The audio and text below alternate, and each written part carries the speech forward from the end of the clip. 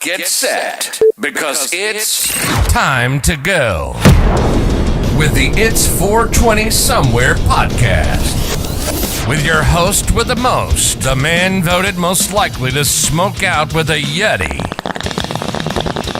Mr. Brian Brown. Mr. Brian Brown. Now sit back and relax, because it's time to go live across the world. Because it's 420 Somewhere.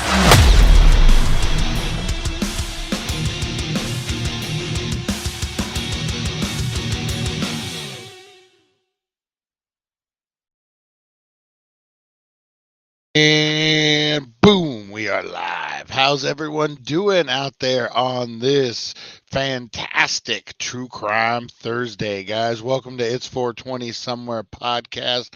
I am your host, Brian Brown. And what this is, what you've stumbled into, is the wildest, the craziest, the best 420 countdown show of all time, guys. That's right. We're getting crazy. We are, let's lower this a little bit. There we go. We are getting crazy, guys. We got a good one for you today. Is the chat not working today? Let's see here. Got a bunch of people in here. I see the chat blowing up. I just don't see it happening. All right, on the thing. Oh well, we'll figure it out, guys. We got a whole mess of people in here. It is True Crime Thursday, and we are looking at a good one today, guys. We are talking the serial killer. Let me fix that there. A new serial killer, guys, here in our beautiful state of Arizona. I'm a dual state resident. I do Arizona and California. Yeah, look at that. Look at that. No chat today, huh? That is weird. That is weird. We got a bunch of people up in here, though, guys. We got a bunch of people. We got Chantel in the house this afternoon. We got Rosie Key. Hey, Rosie, how you doing? Oh, we got Brian's Bong. Hey, what's up, Lonnie? How you doing? We got Lonnie in the house. We got Supernova Mike in the house. We got Teresa Deller. We got Chantel. We got drinking some cups of coffee. Chantel and Teresa Deller up in there, guys. So we got a good one for you today. on the It's 420 Somewhere podcast. Let me get all situated. I feel all weird. Oh, the stupid sling can't get comfortable. All right. Anyway, guys, it's a new serial killer here in Arizona called the Zombie Hunter. And what this gentleman was, he's in prison now, thank God. He went around to all the horror cons, all the things, the same places I go to. His gimmick was a zombie hunter. He bought an old cop car. He turned it into a zombie hunter car. There's a million photos of him taking pictures with cops and with a whole bunch of different stuff. He was kind of a local celebrity. Well, lo and behold, they look back and he's involved in some wicked, nasty murders, guys. They end up convicting him, and we're going to get into that today on True Crime Thursday. But what else do we do, guys? We count down to 420, the greatest time of all time, guys. And we got about a minute left. I'm smoking on some super awesome dope once again, guys. And of course, I got me. We'll cover the strain review after we do it, guys. But I top that with Crumble, and I have a good old time. To the moon, Alice. What are you getting into on this 420? What's bringing you to the table, guys? Go ahead and blow up those comments. Let me know what everyone's getting into. I'm getting into, like I said, some GG4, guys. Hopefully you are letting your shoulder heal up. You need that sling. I do. I took it off the other day, but I learned my lesson really quickly, really quickly.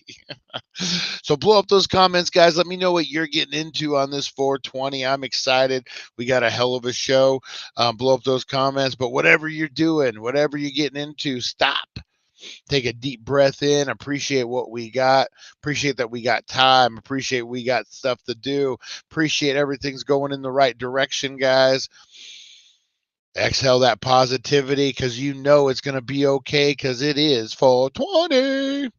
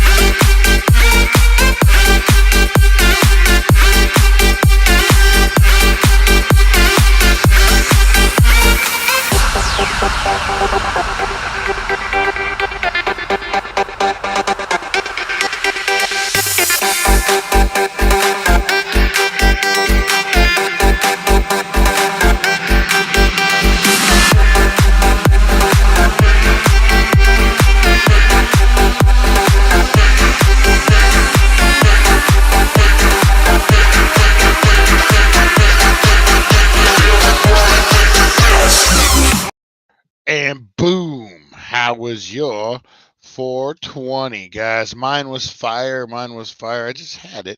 What did I do with it? All right, guys, what I'm getting into today is I'm getting into, why does that look weird? There we go. I'm getting into some super awesome dope, guys. Check that out. This is a Glitter Bomb Smalls coming in at 31%. This is 35% off right now. Man, this super awesome dope. If you guys have not tried it, it is pretty fire, man. And at that 35% off, I'd get down there and check it out, guys. Check it out. Really enjoyed them fireworks. Getting some every J, bud. I need to see our old buddy Jeremy, man. I ain't seen him in a minute. Oh, man. All right, guys, let's get into this. You know what I want to do real quick? I want to lighten the mood a little bit, guys. I was watching something earlier that I thought was pretty funny. We haven't done a top 5 in a minute. We'll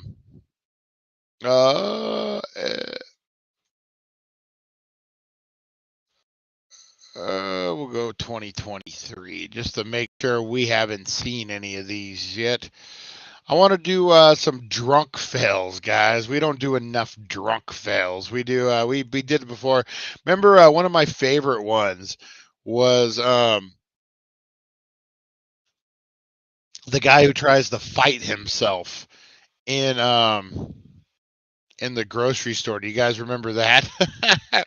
In the mirror, he was like, "What are you looking at, buddy? What are you staring at?" And it was like a whole big thing. All right. And we'll start off here. All right. And we'll go ahead and do that. I don't know why it does that. All right. Bear with me, guys, here. Let's go ahead and share the screen. You can't go wrong with drunk people fails. I'm just saying, guys. You can't go wrong with drunk people fails. Give us a little humor today, and then we'll get into this serial killer stuff, because nothing like laughing before serial killers. All right, let's get into this, guys. All right, number 10. Here we go.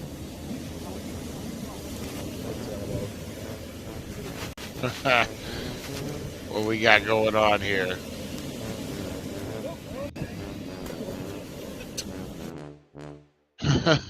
All right, number 9, guys. What we got? Oh, this is never a good idea when you're drunk. Jumping in the pool. Are they wearing Mario? Oh, yeah, they must be really drunk. They're wearing their Mario outfits. They're going to jump in this unicorn. They got it going on, guys. Look, she's debating. She's debating. Whoop, and goodbye. All right, number 8, guys. Number 8. Never a good thing. Never a good thing. This got to be Vegas right here. Look, and she's so mad. She's like, I don't understand why you can't get up and walk. Oops, that's why you can't get up and walk. And he's like, I'm just going to lay here, bitch. I'm just staying here. Leave me alone. She's like, I can't get up. The tree's eating me. The tree is eating me.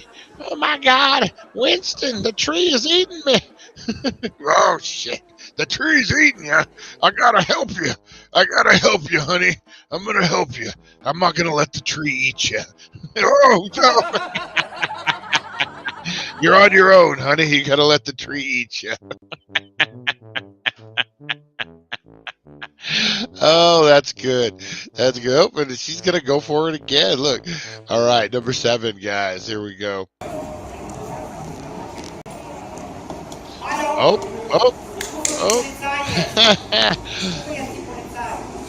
I love it when people like try to walk and they have to like redo it a couple times.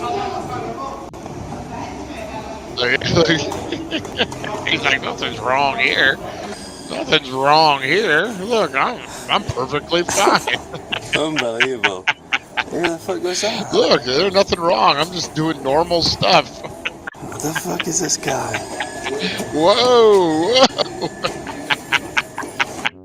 All right, number 6, guys.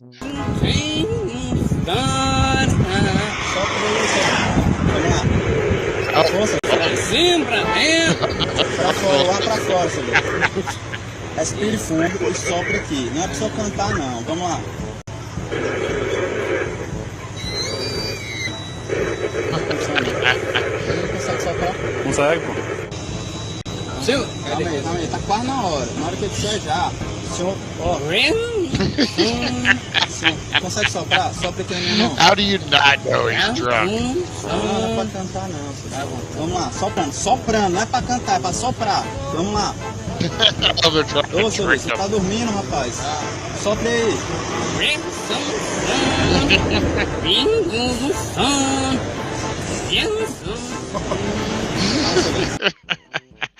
All right, number 5, guys.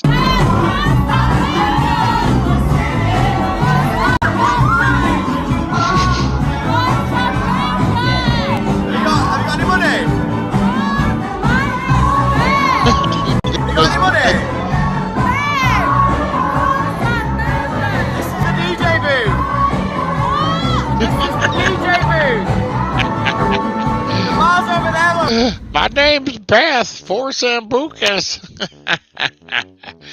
All right. What do we got going on here? Oh, damn. All right, number 3, guys. Here we go. Just drag him. When he doesn't want to come, you just drag him along, guys. Oh, man, that's hilarious. Oh, so good. So good. Bloop, bloop. Oh, what? He's dead. He's just dead. He's like, have any of you guys been this drunk ever in your life? I think one time when I was a teenager, maybe. All right, let's see. Oh, here's another walker. That's he's like, I got this. I got this. Oh my god. That's the funniest thing I've ever seen in my life. He's trying so hard. Oh, number 1, guys. Number 1.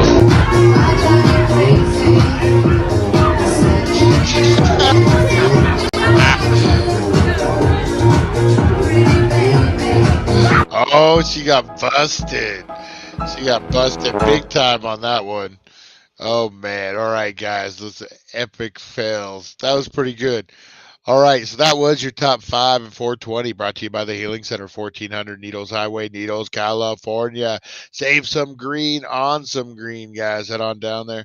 All right, let's get into this, guys. We are going to be getting into the zombie hunt. Oh, I think I got. Let me see here.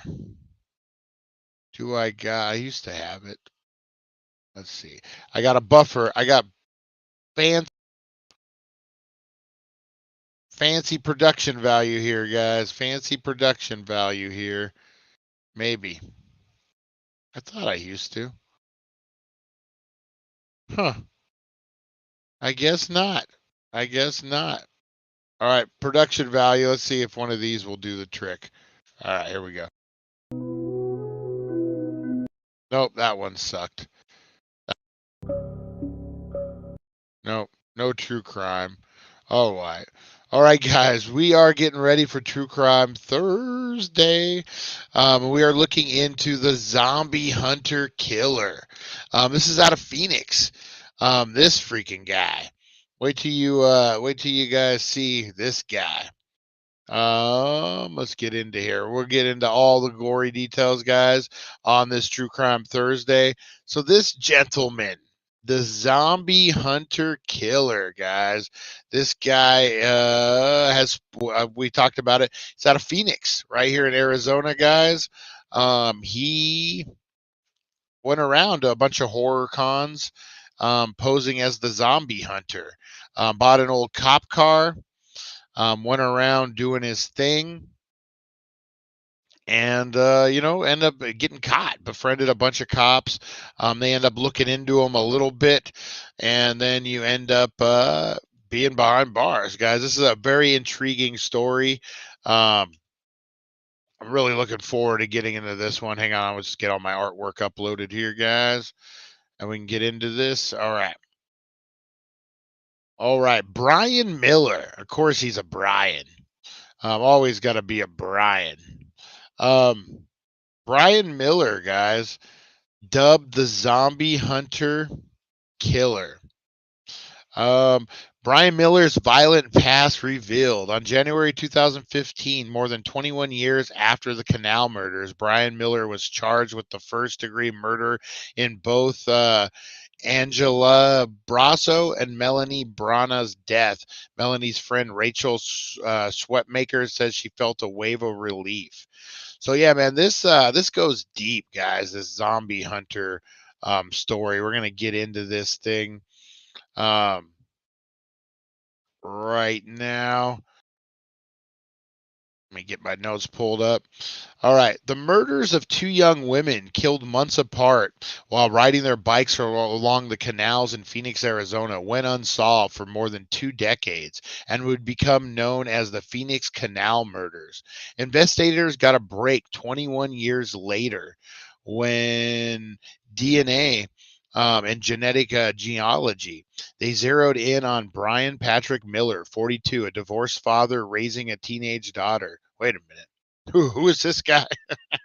Investigators soon discovered Miller had an alter ego.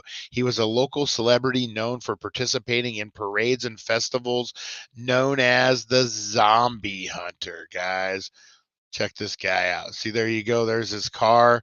Hey, I think my nephew played Magic Gathering with this guy. Oh man, I'm smoking on some broken pencil sourberry OG. Nice. Had some of that. All right. So yeah, this guy, this is the Zombie Hunter, guys. Yeah, looks like a guy who would be doing that. Let me see. A person of interest. Detectives just needed a sample of Miller's DNA to make the case or eliminate him as a suspect. The two young women viciously murdered along the bike path. Now, you guys, I don't know if a lot of you guys didn't grow up around here. I had friends that grew up in Phoenix that I grew up, or that came that are here now, and they would tell me stories. One's a judge actually in Bullhead, about riding his bikes in the canals when he was a kid in Phoenix, and other homeless people, and the people would talk to him. But it was a different time, a different place, and a lot of people rode their bikes in those canals. Unfortunately for two young girls, it didn't turn out so well because of this piece of crap. But oops, what do we got here? Oh, we got a stupid ad. Hang on, guys. Yeah, so it's unsafe now with the canals and stuff, all the homeless. But back in the day, people didn't really think about it too much. Probably wasn't the place you wanted your kids. You just but it just happened, one of those things. So long before the man known as the Zombie Hunter became a prime suspect in the canal murders, Clark Schwarzkopf was a detective with the Phoenix Police Department Cold Case Squad. His mission was simply but pointed: find the killer responsible for the vicious murders of two young women from the early 1990s. To this day, Clark not exactly sure about what happened to those girls, those bike paths. The case began November 8th, 1992. Angelo Brasso, a tech worker who had recently moved to Phoenix, was taking advantage of the beautiful weather and getting a little exercise, says Brianna Whitney, the true crime reporter for CBS. Brittany, according to Brittany, each night she would go out for her evening bike ride just at golden hour at sunset, the best time to ride around here, which we all know that is a good time. Angela was only hours away from turning 22. Like a lot of locals, she liked to use the bike path that ran along the city's dysfunction canals. That November evening, 1992, Angela left her apartment around 7 p.m. Her boyfriend, Joe, later told police he had stayed home to bake Angela a birthday cake and didn't expect her to be gone long. Hours go by. Joe grows concerned. Angela hasn't come home, and it's not like her. Joe told police he had to take his bike out 3 times that night, frantically searching for Angela on the canal path. He spoke to her friends, her mother back in Pennsylvania. Finally, he reported Angela missing to the police. The next morning, searchers came upon a horrific scene. Angela's torso was found in the field next to the trail that she had been riding on her bike. Angela had been stabbed to death. Approximately 10 days after Angela's headless body was discovered, a man fishing along the section of the canal spotted her head stuck in a grate. How horrible, man. How horrible is that? Morgan Lowe, an investigative reporter who also worked at KPOH, is a 48-hour consultant, has been working on the canal killer case for more than a decade. And from what we have, what Morgan says, from what we have heard from witnesses, the head is in amazingly good condition, especially considering the way it was days after the murder. We've heard the head looked like it had been preserved, like it was a memento for the killer. Angela's purple mountain bike was also missing. There were no solid leads, and the case went quiet until September 93. So yeah, man, I can't even imagine. You're making a cake for your girlfriend. She just doesn't come home, and then this hell happens, guys. I mean, God, this is pure hell, right? Just horrible, guys. Okay, so then fast forward to September. Um, 10 months after Angela's murder, when the mother of 17-year-old Melina Barnes returned from a dinner date to find her daughter had broken her curfew and was not home.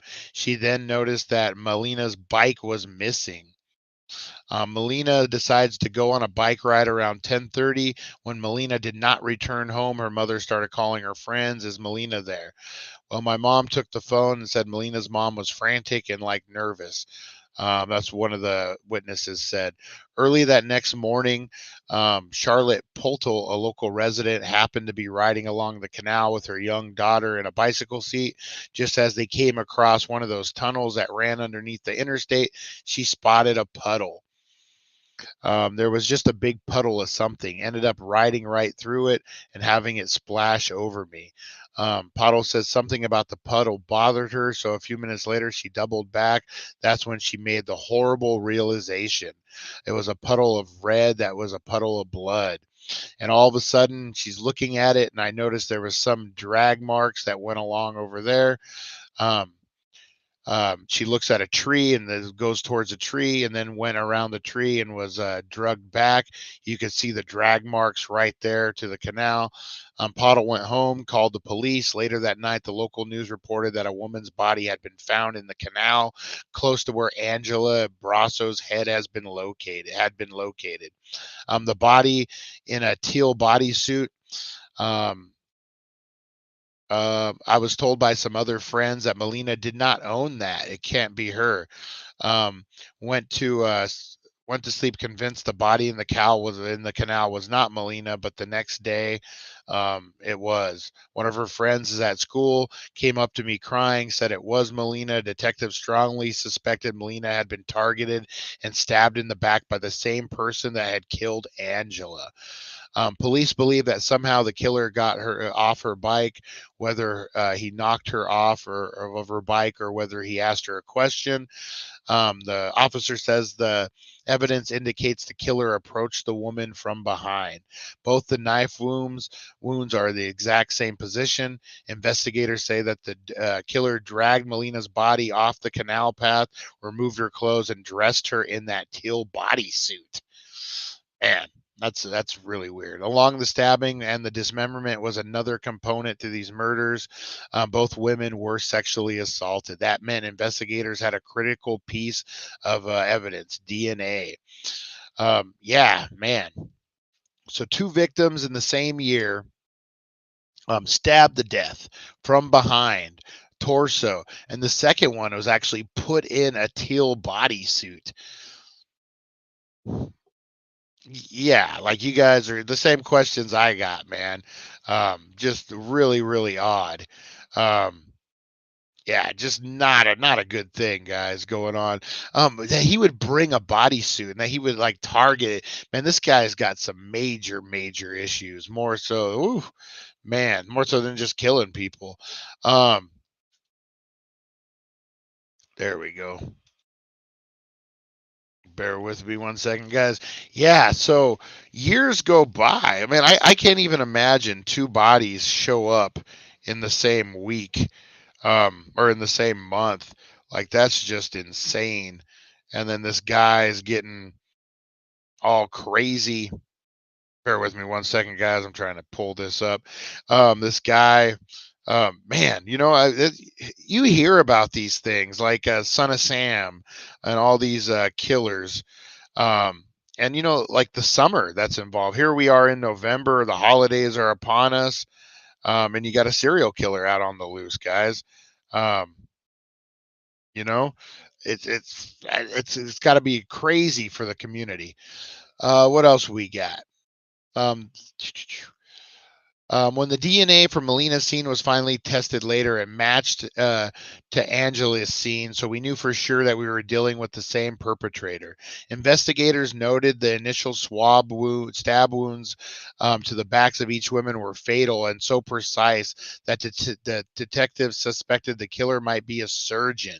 So he would come up and just know exactly where to get them. Yeah, why wouldn't you look for that? The murders of Angela Brasso and Melina Barnes in the early 1990s created fear in Phoenix that lasted for generations. Yeah, I bet, man. Don't be going in those canals anymore. They watched the news and read newspapers every day of the family, hoping that police would make an arrest and just keep going on and nothing and nothing. In 2014, police detectives are at a DNA conference, and a forensic geologist from California is also at the conference. Colin Fitzpatrick, founder of Identifiers International, was there to meet with law enforcement. Brittany Whitney says, and she goes up to these detectives and says, "Hey, I can take Y chromosomes and create these DNA profiles and try to match with genealogy to help solve crimes." Fitzpatrick's company had developed software that could mine public genealogy database, searching for matches to crime scenes DNA that detectives heard, and then the detectives heard her out. Colin Fitzpatrick states that with several weeks later, they sent me the Y DNA profile from the crime scene of the Phoenix Canal murders. Fitzpatrick's company started crunching the data and hoped to provide Phoenix detectives with the name. They entered the numbers from the forensic profile into the software. That's where I came up with 6 matches to the name Miller. While the genetic genealogy search produced the name Miller, it was also the most common of last names that started digging. Yeah, I can see that, Miller. But man, how crazy is that? So all this 21 in me or 21 in you or whatever it's called, all those genealogy websites, they can be used against you guys. In case you didn't hear what I just said, this company straight up went to these genealogy companies and were using their DNA to try to, like, that you submitted, to try to match with criminals. That's just insane. So when you're doing a genealogy test, guys, know that you're not the only one looking at it. That is a fact. You're not the only one looking at it. All right. She checked her files, and she found that there were a total of 6 Millers that were on what I called my master list. And I went down through the list and got to Brian Patrick Miller. But who was Brian Patrick Miller? Records show he was a 42-year-old male with Phoenix address. The name was just more than 600 persons of interest who had lived in those case files for years. Placed there by a tip, police at a time seemingly did not pursue Miller. We discovered his file downstairs. Police learned Brian Miller had recorded dating back to before the Canal murders in 1989. He was just 16 years old, and Miller crossed paths with Celeste Bentley. Celeste Bentley was 24 and was going to work and had just noticed a young boy on the bus. Bentley says that she and the boy got off at the same stops. Moments later, she felt something in her back. He had ran by me. I thought he had just hit me. I yelled at him. I was like, "Why? Why do you do that?" And then I reached back and touched my back and realized that it was blood. I had been stabbed. With a single knife wound to her upper back, Bentley screamed and managed to make it to the store where she worked. A coworker called for help. About 30 minutes later, when Bentley was in the back of an ambulance. The police came and said they found him and they wanted to bring him into the ambulance to show him to me. She identified him. Brian Miller was charged with aggravated assault. They said that if he had held the blade the other way, he would have gone straight through my ribs and I could have died. Miller pled guilty and was sentenced to juvenile detention until he turned 18. It was a far cry from where Miller's life had begun. He was living in Hawaii for a while as a kid with his mom and his dad, but his dad died early on in a motorcycle accident. Years later, Miller and his mother, Ellen, moved to Phoenix. So for the most of his life and early years, it was Brian Miller and his mom. While Miller was in juvenile detention, his mom made a disturbing discovery. Brian Miller's mom was looking through his stuff and she found a note that he had wrote. It was a plan, videotaped. It's a list. It says plan, videotape, kidnap the girl, tie her up in the truck. The next part's kind of faded, and number 4 is cut off her clothes. The pages detailed a sinister plan: kidnapped a girl, tie her up in the trunk, cut off her clothes. The note spelled out how he wanted to find, abduct, rape, murder, and dismember a young woman. And Brian's mom was so disturbed by this piece of paper that she took it to the Phoenix police. It was Miller's 18th birthday, and he had just been released as an adult. She flat out told the police at this time she was really, really scared for her safety and that she was not going to allow him to come home.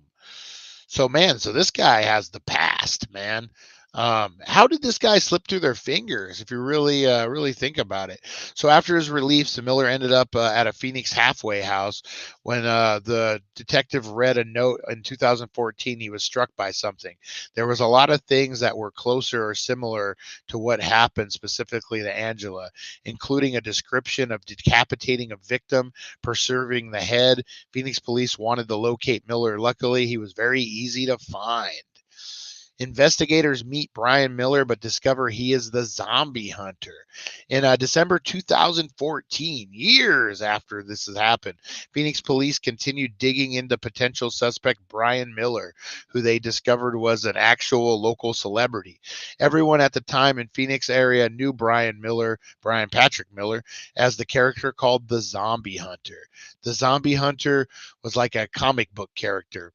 It was a good guy fighting the bad guys. Miller's alter ego was a costume figure who had participated in parades, festivals around town. He wore a long trench coat with these goggles and a helmet.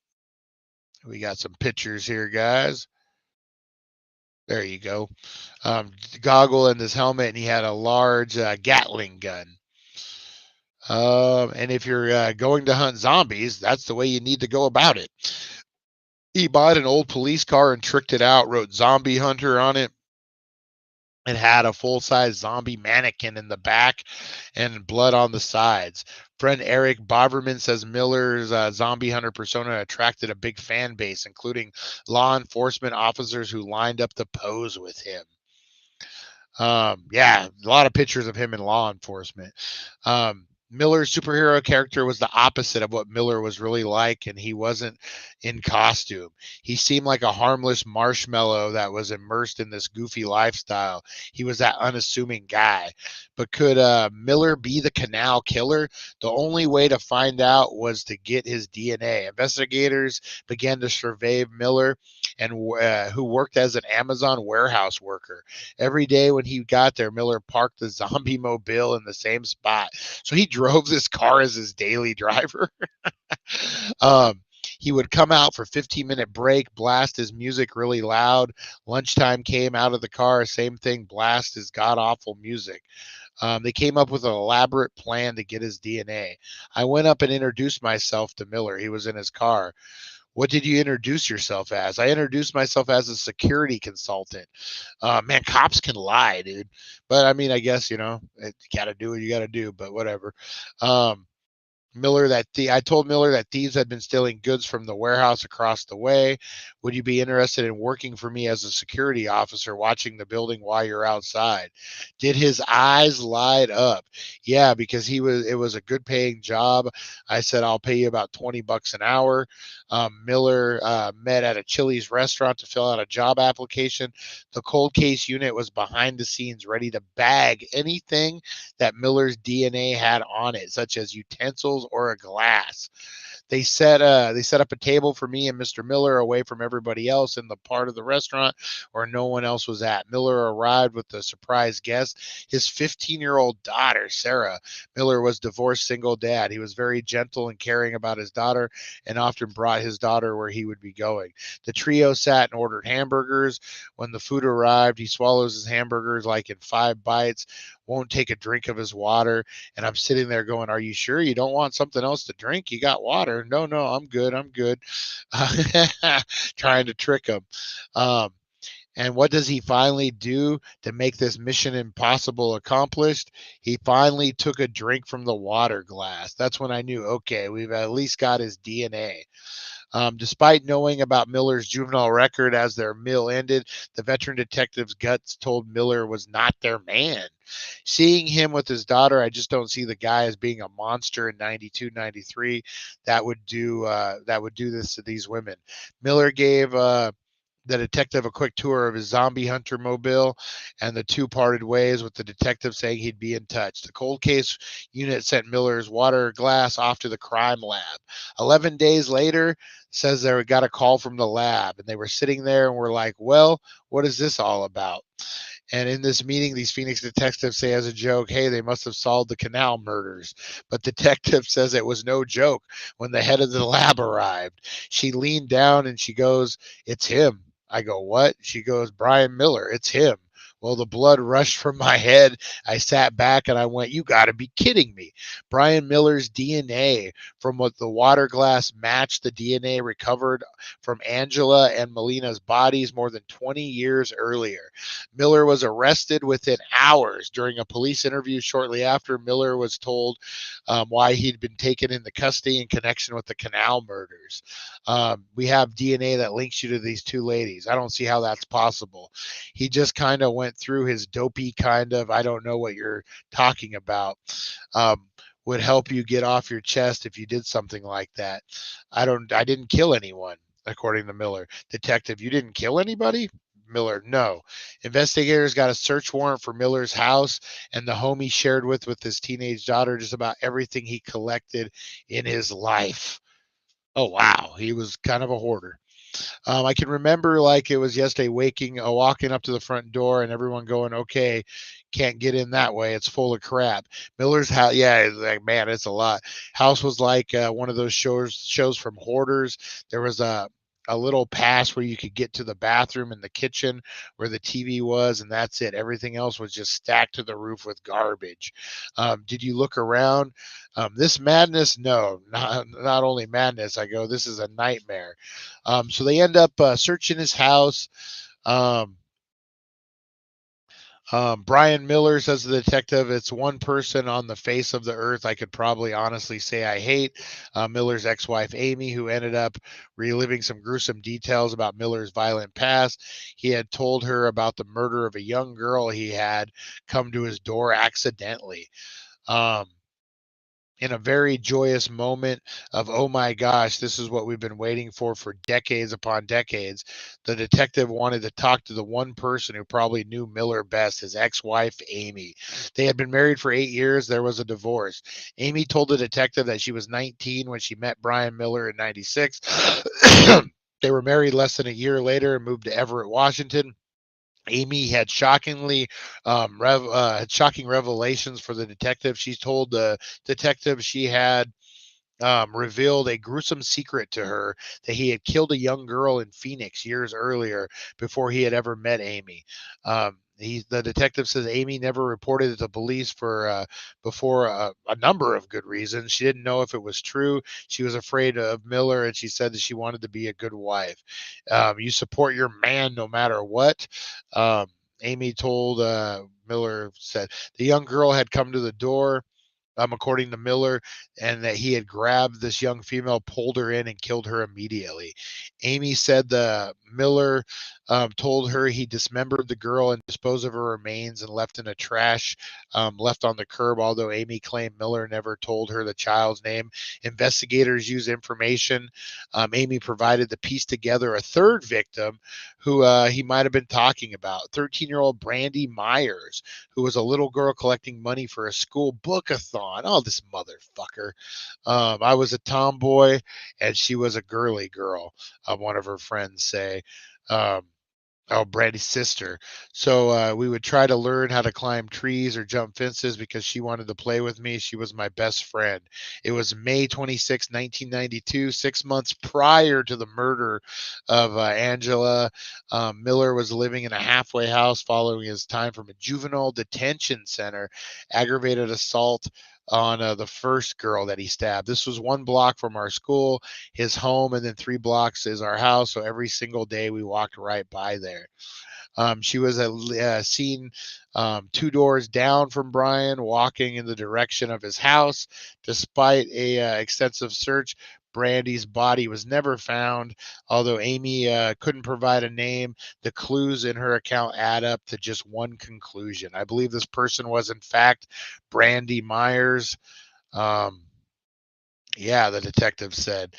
Wow.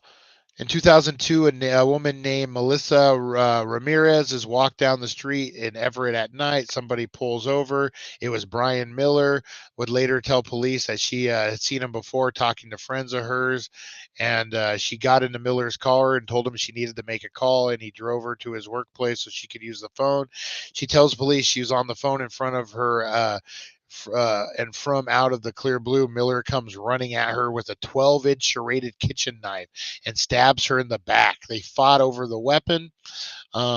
She escaped and contacted the police. They picked up Miller shortly after. He did not deny stabbing her, but claimed it was self-defense. He said that he was working when she walked in off the street and was asked to make a call. He said she goes to use the phone, and then all of a sudden she comes out of the blue and she tries to rob him with the knife. Man, this guy, he had a lot of stories, man. So this was like this was like the classic serial killer case, right? This is, I mean, what everything that they tell you that goes on, the testing, the murder, like the animals, everything, like it all builds up. Like this is just insane, man. So let's go. They finally get him. So at the start of the Brian Miller trial for the murders of Angela Brasso and Melina Baroness in October of 2022, just a year ago, his attorneys opened with a startling defense. They admitted their clients was the Canal killer. They had to concede right off the bat that he was the actual killer, but that he might not be guilt by reason of insanity. His defense attorneys say Miller was tortured by his mother Ellen as a child and led to his violent sexual behavior. She died in 2010. If you can imagine the making of a monster, this is the kind of household the story begins in. She was a detention officer. Discipline in their household was mental as well as physical. The defense opted for a bench trial, which meant there would be no jury. His lawyer told Judge Susan Cohen that the Miller's mother also exposed her young son to violent sexual content. He was exposed to her interest in pornography as well as extremely violent films. So that was their defense. It didn't really stick through. The judge, as they go on. The prosecutor, it's pretty easy. I mean, all these cases. So they find him, what the judge, they find him guilty on count 1 to first-degree murder on Angela Brasso. And on count 2, they found him guilty as well to the murder of Melina Branis. How did Brian Miller react when the guilty verdict? He didn't react. He didn't give any real emotion. But Angela's mother, who addressed the court remotely, was emotional. I could imagine, man. After that much time, they finally caught this guy. So there's no question that the defendant did deserve the death penalty. Mr. Miller, anything you wish to say to the court? I guess thanks for listening to everything that was said and giving us at least the opportunity to try to convince you otherwise. Man. So he ended up, did he get the death penalty? Man, that's crazy, guys. So he ended up getting found guilty of the 2. They suspect him definitely of the 3rd. Let me check this. I want to make sure I get this right. Zombie hunter sentence. Sentence to death. Yeah. So he got the death penalty, guys. He's on death row for murder right now. But some suspect he has another victim. Yeah, so I mean, I would say this guy at least, I mean, we know about 4 victims, right? We know about 4. I would bet you there's more. You just don't go. It did sound like the bus might have been his first attempt. You know, he's a kid. He's trying to fill it out. He stabs the lady in the back. He doesn't quite know where to do it at yet. She ends up, turning him in. He serves his time. He's a juvenile. He gets out, and then he kills this girl who's just going trying to sell books. That pisses me off. That really pisses me off, that one. And then he kills these 2 other women. Were there any in between? I don't think this guy is waiting. I think this guy, like they say, he had to have his kill. He had to have his fill. I bet you there are a lot more victims out there than what we even realize. Yeah, guys. So that was the zombie hunter serial killer sitting on death row right now, guys. Brian Patrick Miller. Crazy, man. God rest his victims. God bless their souls, man. Hopefully they're finding some peace from this maniac. So yeah, that was it, guys. That was the zombie hunter killer, guys, right here on the It's 420 Somewhere podcast, True Crime Thursday. Wow, that was an intense one, man.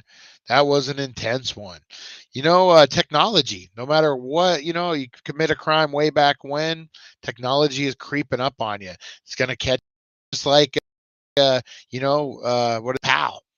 Lake Mead. When the lake starts, the water starts dissipating, all of a sudden they're finding bodies.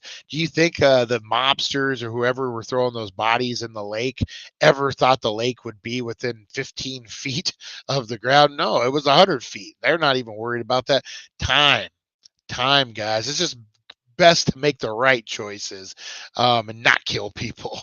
I was what I would say. But yeah, time catches up to everyone, guys. Definitely. All right, I'm going to get out of here, guys. Hey, Honey Nut Heroine, you came right at the right time. Oh, man. So, yeah, guys, so that was the Brian Patrick Miller zombie hunter serial killer case, guys. Dun, dun, dun. That's right. I need to get our production value back. All right, guys, I'm going to get out of here, man. That was a good one. Almost an hour. Woo! Almost 73 people still up in here listening to me babble for an hour. I appreciate you guys. Oh, man. All right, guys, tune in tomorrow. We got 7:10 a.m. It's Fantastic Friday. We're going to be having a party, be getting crazy. And then at 4:20, guys, we're going to be unboxing the Mintage Horror Macabre box, guys. The Black Friday. This thing is loaded with props, autographs. Wait till you see what's in here. I've saw some spoilers. I can't wait, guys. We're going to be giving some stuff away. If you want to get in on the Bad Santa giveaway, guys, hashtag Bad Santa. We're giving away Tony Cox autograph, guys. Played the elf, the little accomplice in Bad Santa. All right, guys, get in on that. I appreciate you so much. Man, this was a great show. Great show today, guys. Thanks for hanging in there with me. I will see you all at 7:10 a.m. in the morning. Appreciate you guys so much. And make sure you join us at 7:10, guys. And we will see you in the morning. Remember, positivity over negativity. We'll see you guys. Thank you for joining us on the It's 420 Somewhere podcast. Broadcasting worldwide and brought to you by thedailydank.com. Check out our merchandise and amazing content. And follow us on all our social media. Now, you don't have to go home, but you can't stay here. We'll see you guys.